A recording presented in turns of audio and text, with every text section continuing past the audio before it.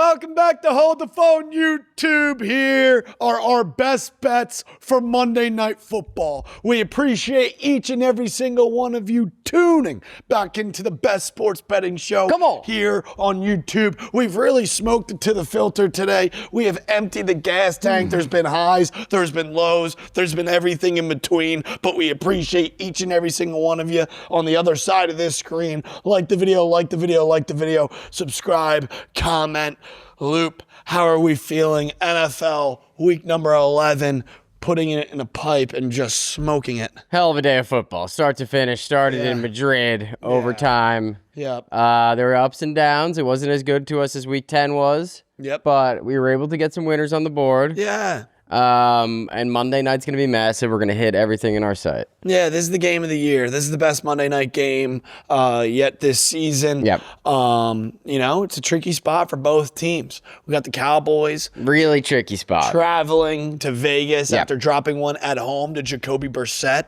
And since then, they've just gotten fucking belt to ass in 2 ball games against the Seahawks and against the 49ers. Then on the Vegas Raiders side of the football, they've dropped their last 3 of 4.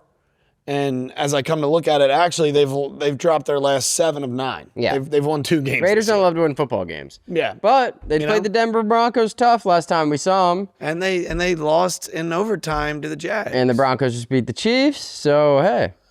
Transitive property. Yeah. Raiders are just as good as the Chiefs. We have 2 sleazy teams coming off extended rest. 2 sleazy teams, 2 bad teams? Yes. Yeah, I think maybe. I mean, very bad. No, both these defenses don't love stopping the ball. No. It's their favorite thing to give up 3rd and longs. Correct. It's their favorite thing to give up, just open field, open grass over the middle, over the top. They don't love stopping the run. And they'll give you a deep ball here and there and a couple PI flags. This seems very similar to the Monday night game the Cowboys played in their last game when they were laying 3 at home against the Cardinals. And we took the Cowboys. Mm-hmm. Should have taken the Cardinals in hindsight because the Cardinals won. True. We should have taken the Cardinals. If I could bet every game in hindsight, I'd be unbelievable at betting. That would be sick. And I'm not going to lie, I love the Raiders in the spot. So do I. I feel like a lot of people are closing their eyes in this, taking the Cowboys on a nice little bounce back spot against the dog shit Raiders because why wouldn't you? Yeah. And look, this has been a tricky week of NFL. Yes. We saw Sam Darnold throw 4 interceptions, yet we still cover Seahawks plus 3.5. Yes. Well, then almost won. Yeah. Almost 1 hour. And then we have games such as Washington where they're in control the entire time. It feels like plus 2.5. We miss a game-winning field goal. They don't get the ball out of overtime. Similar spot of the Falcons. They get the ball out of overtime. And the Falcons suck. And fire the coach. And they're going 3 and out immediately. Kyle Pitts dropped. Thanks for that. Also, getting the ball second in overtime is such an advantage, and I will never, ever not think of Kyle Shanahan taking the ball first in the Super Bowl. It was an accident. Big game. They didn't know. Yeah, they didn't know. Why would you? It was a must-win game. No. Look, not a game in February. We get talked, another one. Yeah, we talked about last week or 2 weeks ago, should I say, when the Cowboys were on primetime, and we gave all the Dak stats, how at night he was 13-1 straight up as a favorite. Yep. He's 29-16 against the spread primetime. Yep. And, since 2021, 14-8 against the spread at night, like all these primetime under the light stats. But just something tells me on the road with, might be a little bit of fluke shit circling around this stadium. Vegas, Vegas is right across the street. Yes, it is. Not. You don't even need to make a phone call to get things a brewing in this just ball game. All you got to do is run across the street, a nice little carrier pigeon. Yeah, give us the Raiders. Give us the Raiders plus 3.5 just because we know there will be opportunities for both teams on both sides of the football. Yep. Either one of these teams could win this ball game. Yep. Yes, could it be a bounce back spot for the Cowboys? Sure. But how can you not take 3.5 points based off of this Cowboys team on the road? Right. have been a shell of themselves as they have been at home. And we just saw Jacoby Brissett drag his nutsack against this Cowboys defense. Now you're on the road against a hungry Raiders team, a 2-7 Raiders team, who has dropped 3 in a row and have won one game. They've won one game in 8 weeks. The last time we saw Dallas at home against the Cardinals, they got handled in that game. They were never really in it. I mean, like, the Cardinals won easily, and then since then, the Cardinals have looked like the worst team in football. Correct. Getting dragged. Up and down, up and down, up and down. And that was a home game for the Cowboys. I mean, Loop, road games this season for the Dallas Cowboys, because obviously we know the splits with the Cowboys at home. They had that shootout with the Packers. They had the shootout with the Giants. They put up 40 against the Commanders. Yep. And then that obviously plane crashed once Jacoby Brissett and the Big Bag Cardinals come to town. But on the road, they let up 44 points to the Denver Broncos. Mm-hmm. They let up 30 points to the Carolina Panthers. They let up 22 points to the New York Jets. Which is really like 80. Yeah, because 40 to the Packers. It's hard to throw 22 yards for Justin Fields.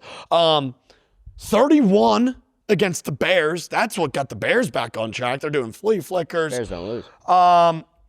And 24 against the Eagles. I mean, every single game this season on the road. Look, the Cowboys defense doesn't like to travel. Yeah.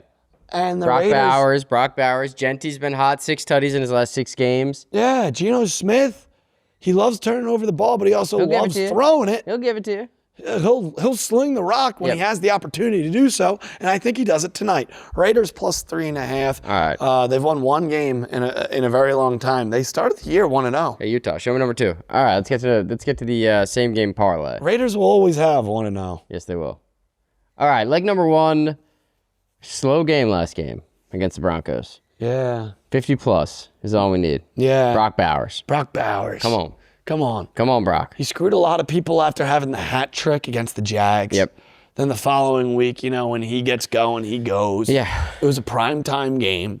Everyone obviously had the anytime touchdowns. They had over on the receiving yards. And now here we are, back-to-back primetime games for the Raiders. How about it? Come on. Give us Brock Bowers for 50-plus receiving yards. And, Loop, we like to say tight end's always open on a primetime game like this. Safety blanket.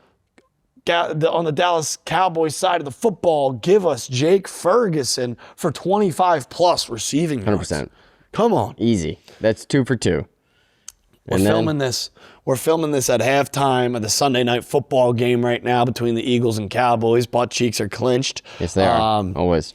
I'm just thinking about parlays, and I'm thinking about how our $500 giveaways, Amon-Ra St. Brown and Jalen Hurts anytime touchdown. Halfway there. And just like this parlay, we're halfway there. It's time for a couple anytime touchdown scores on both sides of the football. Leg number 3. Show us Mr. Ashton Genty. 6 TDs in his last 6 games. For an anytime touchdown. Anytime touchdown, Genty. And then, staying with the running backs, he's got 9 touchdowns this year. I believe he did not score in his last game against the Cardinals. He didn't. And I think we needed him to. Javonte Williams. I love this. I love both backs simple. to score. Feels like Thursday night, which was, not huge odds, but it chickens plus chicken. But it hit. So let's get 50-plus from Brock Bowers on a Monday night game between the Cowboys and Raiders, an uncharacteristic matchup, an unorthodox matchup. Give us 25-plus on the other side of the football for Mr. Jake Ferguson. Shout out to Cavender. I don't know which one he's dating. It's one of them. Yeah. Legs number 3 and 4. Both running backs, both sides of the football. Anytime touchdowns for Mr. Ashton Genty and Javonte Williams. Look, Williams is due. Genty's hot. Yep. Both these defense struggle. Tight ends and running backs. Tight ends and backs. When the games get sleazy, we get a little frisky with tight ends and backs. All right, we're going to get sneaky props first. We're going to tell you about SeatGeek. Loop, this Christmas, I need to buy tickets to go to some games. I want to give some family members some games. I want to go to some events. SeatGeek. Over 70,000 available events. Yeah. Sports, concerts. Maybe your mom. Send her to a concert. Send your brother to a game. Little Bruno Mars. Yeah. We've hit some NFL games this year using SeatGeek. If you use code LOCKS10, you get 10% off. Click the link in the bio, It'll automatically go in when you download the app. You'll get 10% off. You're going to have an amazing time. SeatGeek, the best ticketing app out there. It's the height of the season. NFL, college football, college basketball, hoops. NBA. NBA. There's so much shit going on. Anything. Merry Christmas. Happy New Year. SeatGeek. Come on. All right, welcome back. During the break, Loop, I had an epiphany. Oh, God. I know who I'm going to take first touchdown. I have taken this man once before, way back in the day, 2 seasons ago. Wait, hold on. And it was like... Can I tell you that my sneaky prop that you don't know about is a first touchdown? Do you know that? No, I don't. And the first name that's going to reveal is going to be a first touchdown. So, Well, who's yours? is he on the Raiders? Yes. Let me tell you this story. Okay. It was a long time ago, a primetime game Okay. in Vegas. Okay. Had to wait till the second half, and I took Michael Mayer to score the first touchdown. And shut the fuck up. Look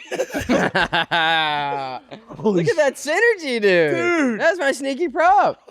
We hadn't talked about that once. Oh my God. Dude, it was like plus 4,000. I remember that game. And it was one of the first. Right side of the end zone, was near like the pylon. It was Got a when I first started, like, the Twitter shit, and I started tweeting primetime first touchdown scores, and I tweeted out Michael Mayer, and that was one of the first times where, like, it gained my account some traction. There we go. Because they're like, because all the people were like, why and how in the fuck would you take Michael Mayer for a first touchdown? I remember that. It was in the second half. And it was so late in the game, in a barn burner of a game, and I hit Michael Mayer plus 4,000 and went fucking nuts. And it was one of the first crazy first touchdown scores I'd ever hit. I think it was his first career touchdown. Yes. And it was against the Jets. Is that the right game? Yes. Yeah.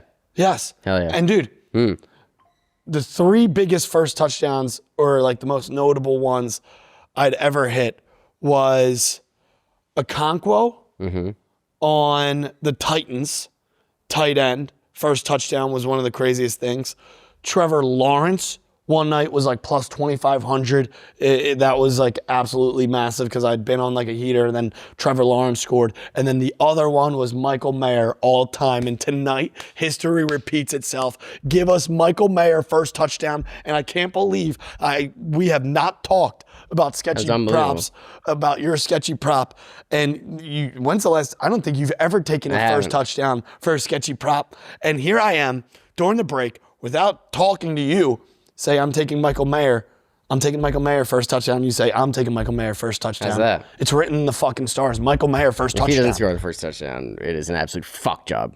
But if he does, this will be one of the greatest things to ever happen. Show us Michael Mayer first touchdown. Yeah.